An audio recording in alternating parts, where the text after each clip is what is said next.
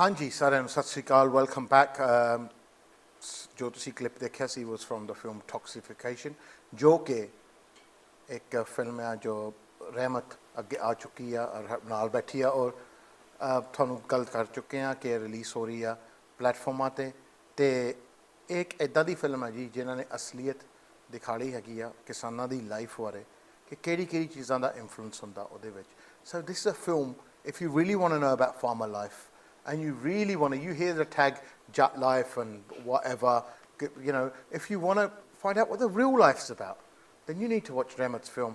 And I'm glad that she's back again. So welcome back, Rehmat. Thank you. Rehmat, so we were talking about the film before and that there was a lot of elements involved in a farmer's life and that it opened your eyes. You were expecting something else, almost like a Disneyland or a Dil Wale Dulhaniya Le Jayenge type scene, yeah, where you see the fields and Shah Rukh Khan there and Kajal in the green mustard fields and all that. But it wasn't like that. It was just black fields that you saw, and that you saw sort of reality, you know, that was totally different. So for us, I mean, when that happens to a person, it's almost like you look at your hero and then all of a sudden you realize it's not a hero. My hero is a villain. Like, what's happened here? Or my Disneyland is not Disneyland. It's like a council estate. So so how did that actually hit you? And did you hurt you or were you upset? And did it motivate you? What did it do? Yeah, I think it was quite painful. Yeah. But yeah, like you said, it was very motivating to really hear from farmers who are really, really struggling with all sorts of issues was...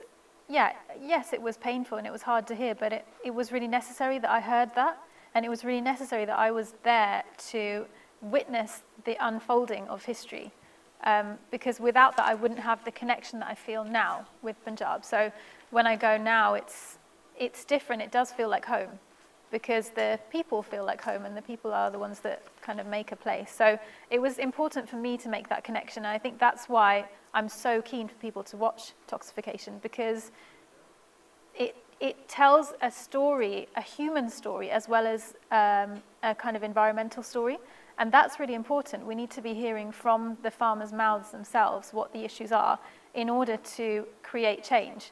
And obviously we're all here and, you know, we're watching at home because we want some change to happen. Do you feel that, we just had Benny on, who's a singer, do you feel that the portrayal that the singers and that we portray is a false image and that in fact puts pressure on us, and has it become a sort of situation of keeping up with the Joneses, or keeping up with the Singhs, as I like to call it? We see that here as well. So if someone gets their daughter married in an £80,000 wedding, we have to go one more of 100,000. And ਆਪਾਂ Canada 'ਚ ਵੀ ਆ ਕੰਮ ਦੇਖਦੇ ਹਾਂ, Canada 'ਚ ਤਾਂ ਬਹੁਤ ਵੱਧ ਗਿਆ. So if Harjat Bangal buys a £500,000 house, Rehmat has to buy a £700,000 house. Harjat Bangal will buy a Bentley, and it will end when Rehmat buys a helicopter and she lands it in front of Harjat Bangal's house at Hondat. Right, so do you feel that resources, and there is this sort of thing where we're actually, instead of as a community we're helping each other up, we're pulling each other almost down? Yeah, I think firstly it's a lot about what you focus on. So it's nice to be focusing on the positive, and if that's supportive for you and if that's helpful for you, then obviously people can do whatever they want. What I noticed when we were filming Toxification was that although a lot of the issues that we're seeing in Punjab are kind of not the fault of the farmers, especially the small scale farmers, there are a lot of things that they're not doing which they could be doing. So for instance, farmers getting together, like farmers from the same village getting together, marketing their produce together at the mandi, at the market, means that they are less kind of vulnerable to the artiya, the middlemen who do control Amazon guy who we talked about. Yeah, the guys who kind of control the buy and sell process. So if they can do things like that, then they're less vulnerable to that process, and they're not doing it because, as you said, there's this keeping up with the Singhs kind of mentality, and I think I think that's going to take some time to move away from. But I think the fact that so many farmers have come together at these borders and we're all protesting together, it really does feel like a unifying movement. So I'm really hoping that in the future the farmers can get together and be stronger. Rehmat, in one side there's people that are saying that farmers are really bad off, the farmers, Yet whenever I go back to my village, and whenever our viewers go back to their village, there's these big, big 8-bedroom houses. They've got jacuzzis in them, spas in them, showers in them. They've got stuff in there that we ain't even got. Widescreen TVs. I live in a 3-bedroom house. There's 6 of us. I don't know what you grew up in, but I'm assuming it's something similar, right? I mean, none of us grew up in an 8-bedroom house, right? None of us had that privilege, but they seem to be doing all right. So is it just a much ado about nothing, or is there real concern? Yeah, I think India is one of those countries where it's so there's so much polarity. Right. So although there is a huge amount of poverty in India, there's also a huge amount of wealth. And it's a very difficult topic, definitely, because in India you kind of see this society that, again, is not unified and is not willing to support one another and kind of get together and be a community. That's kind of not what happens there.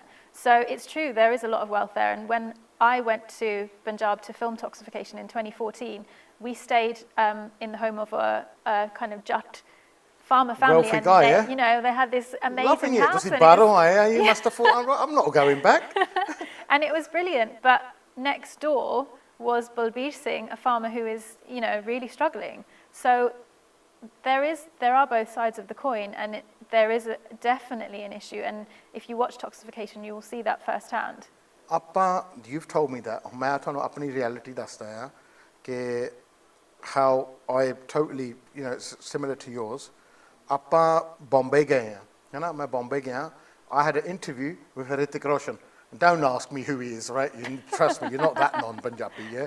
Right? So Hrithik Roshan, ਆਪਾਂ ਉਹਦੇ ਘਰ ਗਏ ਜੀ, ਮੈਂ ਤਾਂ Jack Cheema Hrithik Roshan ਨੂੰ ਮਿਲੇ, ਉਹਦੇ ਡੈਡੀ ਨੂੰ ਮਿਲੇ, ਮੈਂ ਤਾਂ ਉਹਦਾ ਘਰ ਦੇਖ ਕੇ ਬਹੁਤ ਖੁਸ਼ ਹੋ ਗਿਆ. ਤੇ ਤੁਹਾਨੂੰ ਪਤਾ, when someone like us from a 3-bedroom house goes to see Hrithik Roshan, who owns a whole floor, he's got 2 floors, his dad lives on 1 floor, I live on 1 floor, he lives on 1 floor. ਆਪਾਂ ਤਾਂ ਦੇਖ ਕੇ, I was like, Jack Cheema, ਹੁਣ ਨਹੀਂ ਮੁੜਦੇ ਯਾਰ, ਹੈ ਨਾ? ਹੁਣ ਨਹੀਂ ਆਪਾਂ ਜਾਣਾ ਇੰਗਲੈਂਡ ਨੂੰ, ਆਪਾਂ ਹੁਣ Hrithik Roshan ਅੰਗਰ ਘਰ ਲੈਣਾ. As we walked out, right at the bottom there was 4-5 बच्चे भीख मंगन. They were begging. And then Jack goes to me, "Avi dekh la." And I said, "But Jack, how can that be? They live in such a big place and such an area." He goes, "Ajab, this is the reality of India." And appa oi cheez dekh rahe hain. When we land in India, we feel so happy. But at the airport, we're greeted by beggars, we're greeted by people who are homeless. And it just hits home. And that's why perhaps there are 2 realities. There are 2 Indias, है ना? एक वो India है जो कि अमीरां ਲਈ ਆ, and there's another India जो बाकियां ਲਈ ਆ. And so ਜਿਹੜੇ अमीर ਆ India 'ਚ, ਉਹ ਤਾਂ ਕਦੇ they wouldn't even think of migrating here. ਉਹ ਤਾਂ ਕਦੇ ਥੁੱਕੂਗੇ ਵੀ ਨਹੀਂ, ਹੈ ਨਾ, ਇੰਗਲੈਂਡ ਤੇ. But ਜਿਹੜੇ ਗਰੀਬ ਆ, ਉਹ ਤਰਸਦੇ ਆ ਕਿ we want to be anywhere other than India. And I think that's what you're trying to say, that you saw at the same time, right? Yeah, and I think there's going to be a challenge, which is probably, this is what I think there's going to be a challenge that's going to present itself, which is that the farmers that we spoke to, these were small-scale farmers. I would say they're on the breadline, and their only reason for working is so that they can educate their children, so that their children don't go into farming. Don't end up like them. Yeah, and so the hope is my children will go into the city, get good jobs, and they will be all right.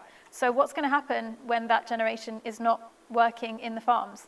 That's going to be, I think it's something to think about now, because that's going to be a reality in a few years' time. Well, that's what we're going to wait for Toxification 2 for, because hopefully you're going to make a sequel and tell us how all this, and hopefully now that you've started this, you're going to tell us all about this, right? This is something that obviously you believe in, and you're going to educate us a lot more.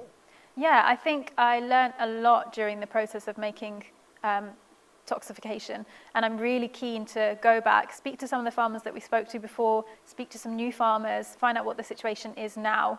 That's something I'm really keen to do, because it shouldn't just end here. I feel like my work is not done yet.